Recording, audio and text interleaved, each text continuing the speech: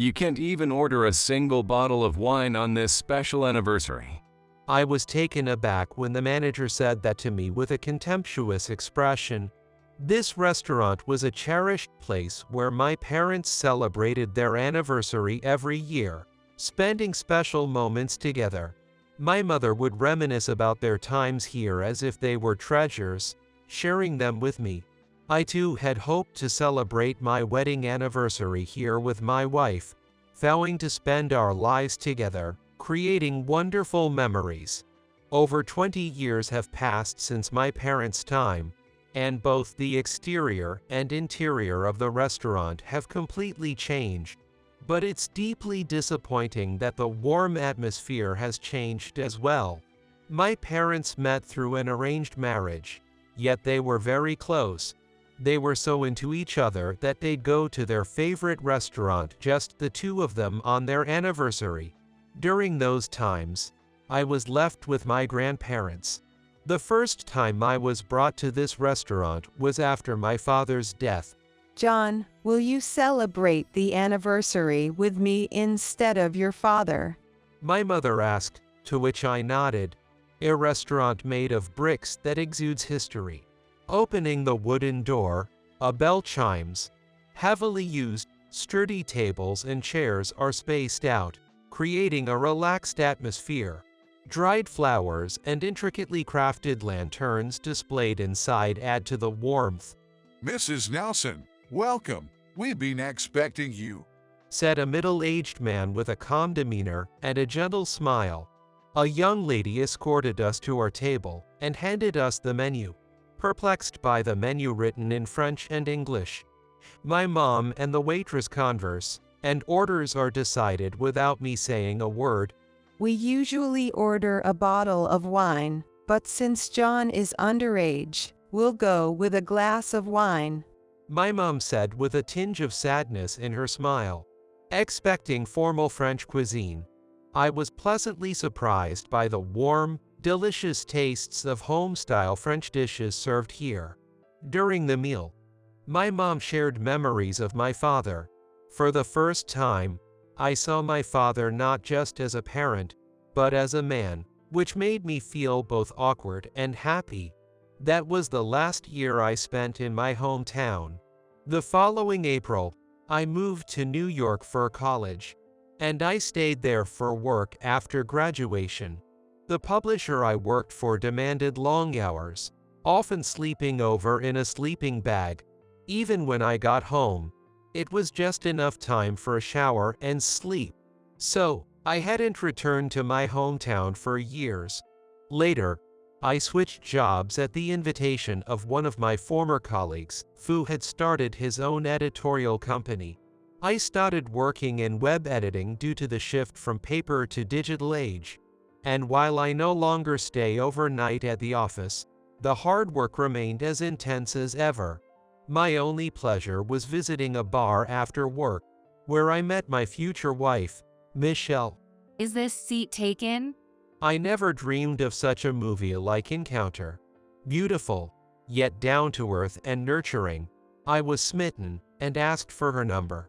Despite being swamped with work, I managed to date and eventually confessed my feelings. After years, I returned home to introduce Michelle to my mom as my fiancée and to visit my father's grave. I worried about potential mother-in-law issues, but my mom and Michelle got along better than I did with either of them. They visited each other and talked on the phone frequently, even when I couldn't return for holidays. After having children, just seeing Michelle and the grandkids is enough, my mom would say. My mom was hospitalized, and I returned to parents' home with Michelle. Luckily, Michelle's parents lived nearby and could help with the kids. Getting sick seemed to make her lonely. "Thank you for meeting John," my mom told Michelle. "Thank you for letting me meet John." Michelle replied, stirring a complex mix of feelings in me. My mom never left the hospital after that. On her last day, she told me, "Even with children, Make sure to spend your anniversary just the two of you, cherishing your time together. Those were words typical of my mom. Fu always cherished her time with her beloved husband. After the funeral, things were hectic with paperwork and applications, but as things settled down, my mother's last words came back to me suddenly. Next month, we were supposed to have both the memorial service for my deceased mom and our wedding anniversary. I planned to take my wife, Michelle, to the restaurant where my parents celebrated their anniversary to celebrate ours. We left our children with my in-laws, departing from Michelle's parents' place. Though they had looked after the kids during the hospital stays and the funeral, this was the first time they were babysitting for us to go out as a couple. Feeling a mix of guilt and liberation, we headed to the restaurant.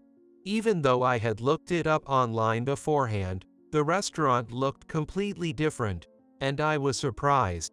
White painted walls with glass doors. It looked every bit the high-end restaurant. Inside, the dazzling white walls lit by chandeliers greeted us.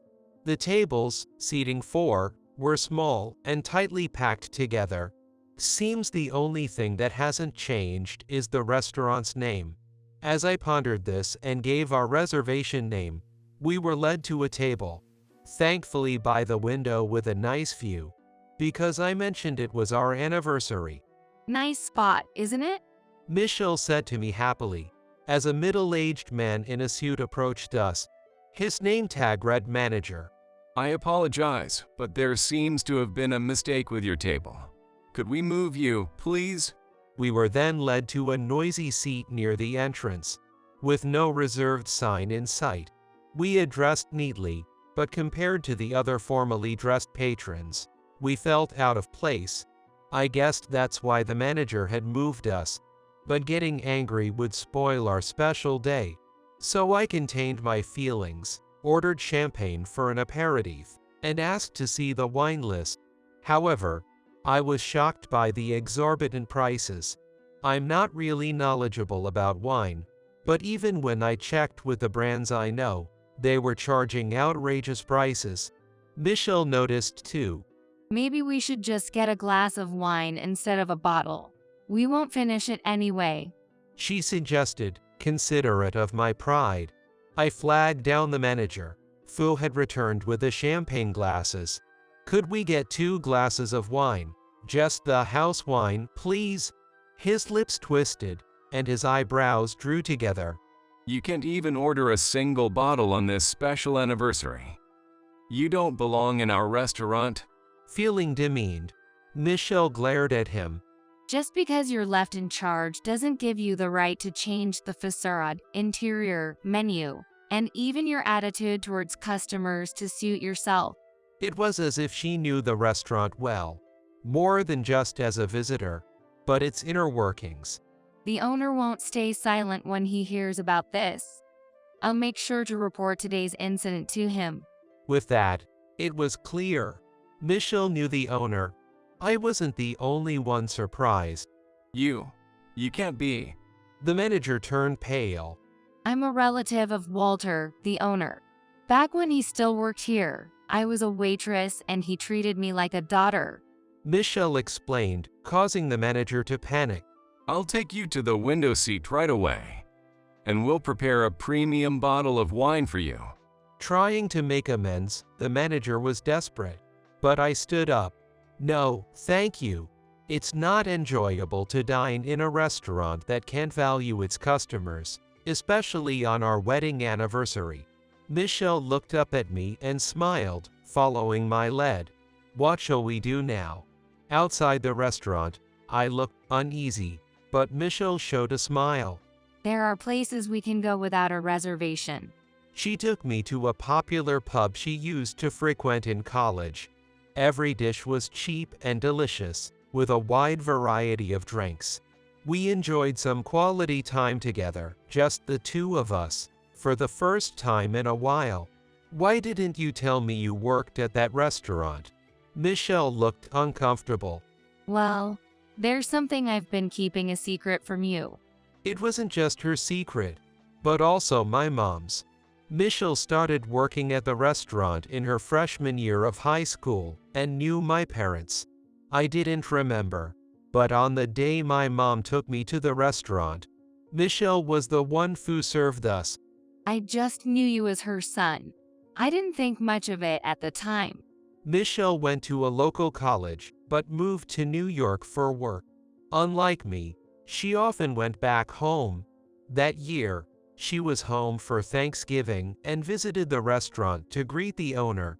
That's when she learned he was handing over the management to someone else. And my mom was there. Mom, who was there alone, struck up a conversation with Michelle, also alone, and they ended up dining together. Mom lamented to her, "John is always busy with work and never visits home. He's at a marrying age but shows no interest in arranged meetings." As they talked, it turned out Michelle lived quite close to me. She half-jokingly told my mom that if she ever saw me, she'd report back. And then the coincidence happened. Michelle saw me at a bar. Thinking I'd be wary if I knew she was sent by my mom, she approached me just as a woman meeting a man for the first time, and I, completely smitten, asked for her number, falling right into the plot. Come on. I didn't approach you with the intention of dating right from the start. It just happened as we got to know each other. She stated, but all of this was well known to my mom. Thinking about it made me incredibly embarrassed. That's why we decided to keep it a secret just between us. I never planned to tell you, even after she passed. But now the cat's out of the bag. Michelle gave a mischievous smile. At that moment, I finally understood the true meaning behind the exchanges between my mom and Michelle during her hospital stay. If Michelle hadn't gone to the restaurant that day, if my mom hadn't been there, they would never have reconnected, and Michelle and I would never have met. My mom was the Cupid who brought Michelle and me together. Moreover, Michelle had been keeping in touch on my behalf, as I seldom visited home or even called. Thank you, Michelle. I managed to hold back the tears welling up. Silly, it's only natural. She said with a gentle smile. Later, I heard that the owner, Walter, fired the manager after getting Michelle's report. Walter regretted leaving everything to the manager after stepping back due to age. It seemed he's going to overhaul the store from top to bottom. He was now looking for a manager who could truly embody his vision for the place. Later, while in hometown for the memorial service, we dropped off the kids with my in-laws and went to check out the renovated restaurant. We've been expecting you, Mr. and Mrs. Nelson. Let me show you to your table. The new manager greeted us warmly. The chandelier light was dimmed to a warm hue. The tables and chairs remained, but were more spaciously arranged than before. This time, we decided to order both white and red bottles of wine, in addition to the champagne for the aperitif. The champagne glasses were placed before Michelle and me, and then 2 more were placed at the empty seats. Huh! I looked up in surprise and saw a gentleman with distinguished gray hair smiling. Walter. Michelle exclaimed. I remembered meeting him at our wedding. These are for your parents, John. Have a wonderful anniversary. Walter said, and his thoughtful gesture warming my heart. I'm sure my parents are smiling down from heaven. Michelle, thank you for reporting the situation at the restaurant. I thought I shouldn't interfere as a retired person, but I realized that was a mistake. The restaurant has come back to life thanks to you. Then Walter shared memories of my parents, who used to visit the restaurant every anniversary. They called each other by name with affection, like lovers, and just seeing them smile at each other showed how much they cared for one another. They were a wonderful couple. I had never heard my parents call each other by name affectionately like lovers. They were close, but their relationship was that of a long married couple, not lovers. Maybe. They decided to spend their time here as lovers, not just as husband and wife. Isn't that lovely? Michelle whispered with dreamy eyes. There, I caught a glimpse of her longing for my parents. Let's be that kind of couple, too, I said, blushing a bit, and Michelle nodded with a smile. Here are your appetizers. The cuisine had returned to the French home-style courses I had enjoyed before. Grateful for the meeting with Michelle that my mom arranged, I savored the delicious, warm meal, contemplating becoming as close a couple and family as my parents were.